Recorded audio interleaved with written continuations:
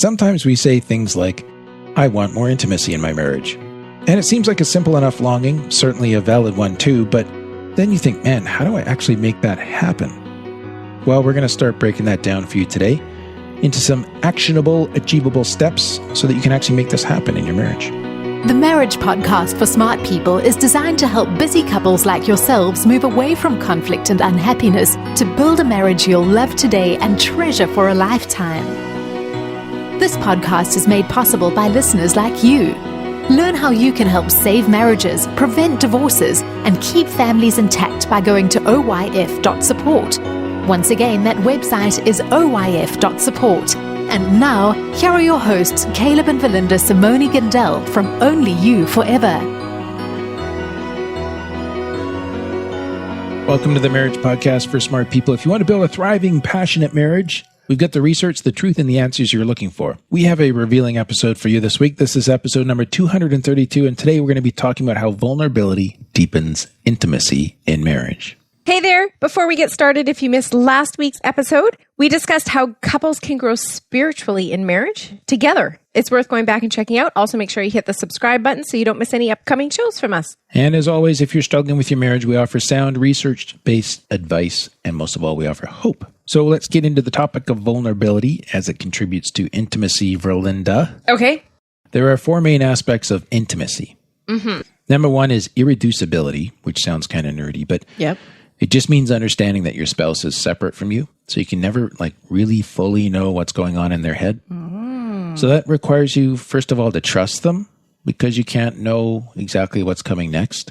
It also means you have to respect that they have their own emotions and thoughts and motivations, and you have to be comfortable with the fact that those are separate from yours. But at the same time, it gives you opportunity to explore and learn. So even if you're married to a therapist, they never fully know what's going on in your head. Yeah, you keep thinking that. So as you can imagine, the next part then is curiosity, which goes with that, right? Because that's the desire to know more about your spouse and to continue to grow closer to them. So because of irreducibility, you can't ever fully know your spouse. Then curiosity is about that lifelong journey of discovery where you continue to grow closer the longer you're married. So those two work together. One is kind of the mystery and the other is the adventure. I like how I wrote that. I'm not sure if it makes sense, but I thought it felt good. That's nice. Yep. The next component is vulnerability, which is what we're talking about today. And that's a willingness to be fully open and exposed with your spouse, being completely open and real with your spouse, despite the possibility of rejection. So there's a risk-taking element here. Yeah. But when it's ventured and acceptance is gained, you really help build this profoundly deep connection that we call intimacy. Okay. And finally, empathy, which is choosing to see your spouse's perspective and being willing to feel what they feel, sharing in their joy, their sadness, their pain, their hopes, seeing the world through their eyes, validating that perspective. I can see why you feel that way. That makes sense to me. And that's empathy. Yes, because this person gets me, which is a beautiful feeling. Except they never fully get me. Well, there's more to get. Okay. Yeah. But they get me in this but right now. But you might feel fully gotten. Okay. We'll just leave that.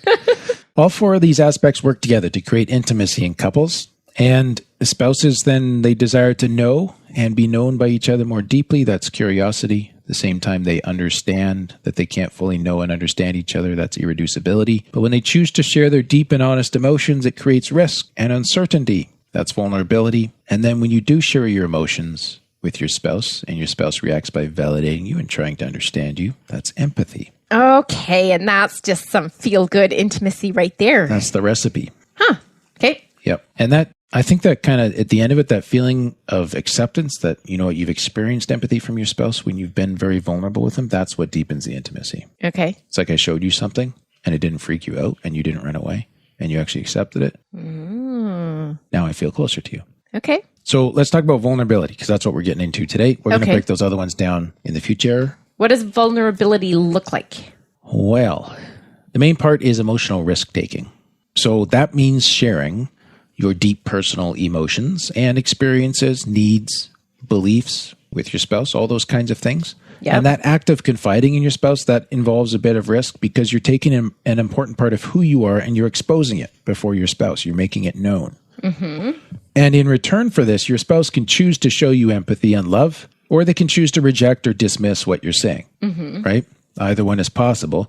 And knowing that either is possible, when you choose to be vulnerable despite the risk, it builds intimacy. Okay. Like couples who are afraid of being vulnerable with each other, they need to know that the risk and the fear, that's a part of the process. I'm not saying that the risk has to happen, but... Right. I mean, they might be at a point where they know it's not safe to be vulnerable. That's true. So we're kind of... Like if you're in an abusive marriage, you don't want to deepen intimacy. That's not going to be a good idea. Yeah. That's not the answer. But I'm assuming that, we're dealing with couples that have a basic interest for each other, want to get to know each other, want to deepen their intimacy together. That's why they're listening. Mm-hmm. And they have a basic respect, right? But there could still be the possibility that I'm just holding back because it feels risky. Right. And we're saying, yeah. Put yourself out there. No, I was empathizing first. Oh, what were you saying? It does feel risky. And that's part of the journey. A little bit scary. Yeah, that's how you know you're doing vulnerability. Now, like you said, though, you don't want to create too much of that if it's not safe to do so. So there's kind of two contexts for that. I touched on the abusive marriage. Like until your spouse, in an abusive context, until your spouse learns to become a safe person, more vulnerability leaves you much more exposed to attack. Yeah. Right? Yeah. Now, in a distressed marriage, not an abusive one, but a distressed one, there may be a bunch of bad behaviors that have become habitual. And it may be that those behaviors need to de-escalate before it becomes safe to take emotional risks again. Mm-hmm. So that's about, instead of one person changing his worldview about women, which is the abusive context, which is predominantly male, but not all. The distressed marriage is more about the dance between you. That needs to calm down. Okay. And the whole kind of milieu in which you both operate needs to become safer. The milieu. Yeah, the way of interacting. Okay. Needs to become safer before you can take emotional risks again. Okay. And that last part, that's kind of the first step of the marriage counseling that we do at Only You Forever, is we help couples to de-escalate so they can begin to talk about the stuff that's really going on and really matters. Okay. So it is very important to have that basic level of safety so that you can begin to tenderly and gently experience successful, vulnerable moments. And by successful, I mean where there's an appropriate response to the vulnerability that's shown. Okay. And when that happens, that restores and rebuilds, if necessary, the bond between you, and it lays the groundwork for learning to face the major challenges and disagreements that arise in life and in marriage as well, because you have that as a backbone in your marriage. Okay. Because you've built this intimacy. Yeah. Now, if you're like, you know what, we have a pretty safe thing, but we just don't go there, and there are a lot of marriages like that, we have a bonus guide for our supporters today that helps you begin to discuss vulnerable items. Helps you stick your toe in the water, so to speak, to gently try new conversations and learn more about one another and vulnerable issues. And if you would like that, you can get it by becoming a patron of the Marriage Podcast for Smart People. And we'll take a quick 60-second break here to tell you more about that. What happens when the fairy tale marriage meets reality? Too often, high expectations lead to disappointment, communication breaks down, and the struggles of day-to-day life become overwhelming, leaving you feeling lost and without hope. Unfortunately, marriage does not come with an instruction manual. Marriage troubles are deeply personal and can take a toll on you, your spouse, and your family. Counseling can be expensive, and divorce is very costly. It doesn't have to be this way. Caleb and Valinda understand your pain and frustration. Their mission is to help save as many marriages as possible, and to date, thousands of couples are helped through their weekly podcast. But the most important marriage they want to help save is yours. With a minimum of a $10 investment a month, you gain access to exclusive bonus content and valuable information to help you succeed in your own marriage. Learn more about saving marriages and how you can help at oyf.support. That's oyf.support. You're listening to the Marriage Podcast for Smart People. Before the break, we were talking about emotional risk-taking. Mm-hmm. And so remember, the risk is kind of part of the deal. It's normal to feel a little bit of risk, even if it's safe. Right. Because that's what vulnerability is, right? Yeah. But let's talk about creating the safety in order to be vulnerable. So just really making sure we have that safety in place. Okay. So there are 4 components to safety as you explore becoming more vulnerable with each other and learning to share details about your inner world and your personal history, your thoughts, beliefs, fears, uncertainties, doubts, dreams, so on and so forth. Okay. First one is reciprocity. So one of the strongest ways to help your spouse feel emotionally safe is by being vulnerable yourself. Like some give and take. Is that what you mean by reciprocity? Yeah. Reciprocity is doing it and looking for it to come back. Okay. So if you show that you're willing to risk being vulnerable, that can help convince your spouse that they're safe to do so. Mm-hmm. Okay. And I mean, you see this happening all the time when you're making new friendships. Like you share a little bit, they share a little bit, you share a little bit more. Right. They You share don't a just little bit more back. dump everything right at the get-go. Exactly. Okay. Exactly. So this is one way that you can lead in your relationships that's likely to prompt a suitable response from your spouse. Okay. By being a little bit vulnerable. That's kind of working on the principle of reciprocity. Okay. Now, another thing you can do is to build trust. Trusting your spouse leads you to feel safer, being vulnerable with them, obviously. And that's a huge topic in itself. But building trust in your marriage more generally by just being open and honest, by honoring your commitments, staying faithful, by showing that you can be trusted with little things, that helps you both feel safe enough to be vulnerable about the bigger things. So if you can be vulnerable about the little things, you build up trust. About the little things. Okay. Yeah. Like in some ways, even you asking me to do something simple, like taking out the garbage, is an act of vulnerability. Because if I don't do it, what does that say about you in my eyes? That I don't respect you, I don't care, or whatever, right? Maybe you forgot. It could say that I forgot. Yeah. Or maybe you're not important enough for me to make a point of remembering. Like there's always that little bit of vulnerability, even a simple request. Okay. Now, generosity helps you give your spouse the benefit of the doubt, right? Yeah. But this is where, it becomes important to be reliable in the little details to help build trust. Okay. So that vulnerability improves. Okay. Or becomes safer so that intimacy improves. So building trust. The next thing is timing. Think about having that conversation, the timing of it, and having a soft start to it. So there are good times and there are bad times to try and be vulnerable with your spouse. And there are good ways and bad ways of raising vulnerable issues. So you're more likely to be rejected if you try and bring up an important issue when your spouse is already stressed out or already busy with some other major challenge. Mm-hmm. Or if you try to sneak it in during, busy moments, like when they're about to leave for work. Mm-hmm. Why are you smiling?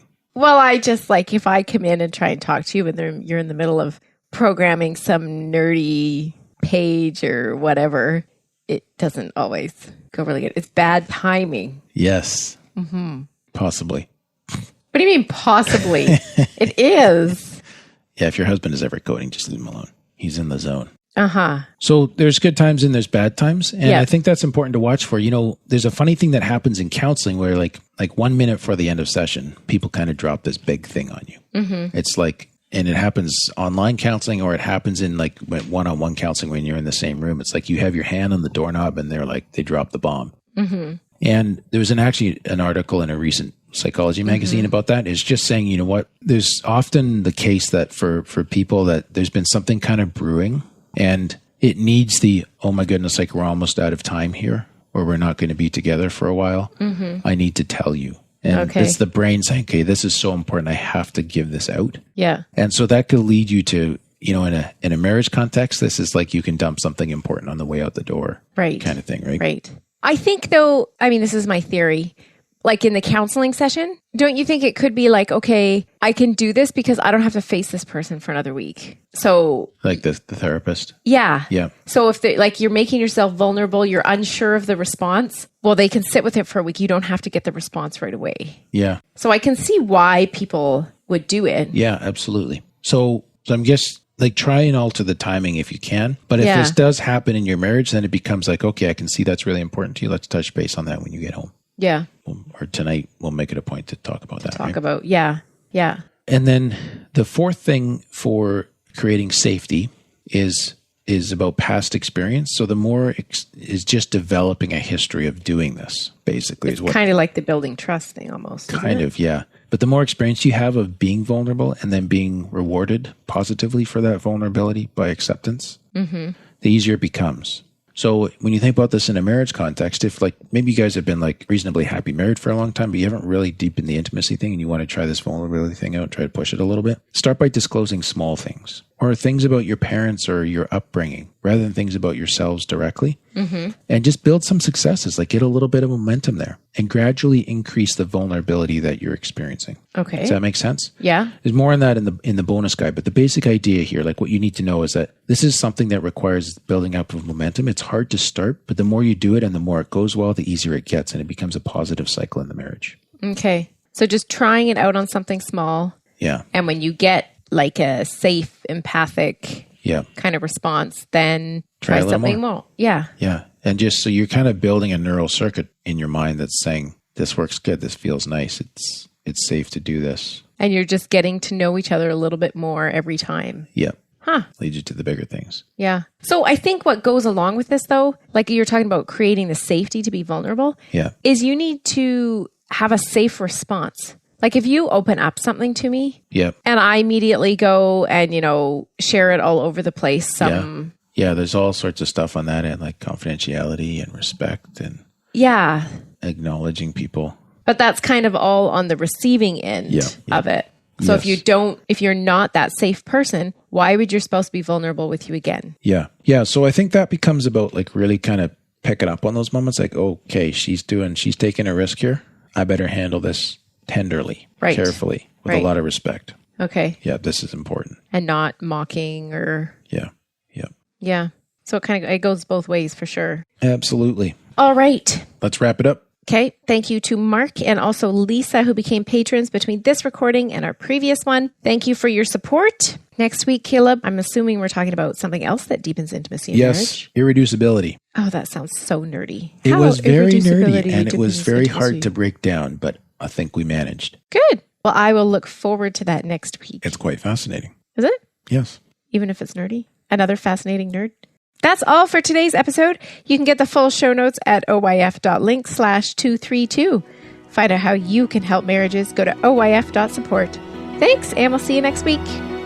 The Marriage Podcast for Smart People is totally funded by listeners who support Caleb and Valinda in their mission to save marriages. If you would like to be part of this worthy cause, open your web browser to oyf.support. A minimum investment of $10 per month will help restore hope to married couples. Plus, as a patron, you'll gain access to exclusive bonus content and valuable information to help you succeed in your own marriage. Go to the website oyf.support now for more information. Thanks for listening to the Marriage Podcast for Smart People from Only You Forever.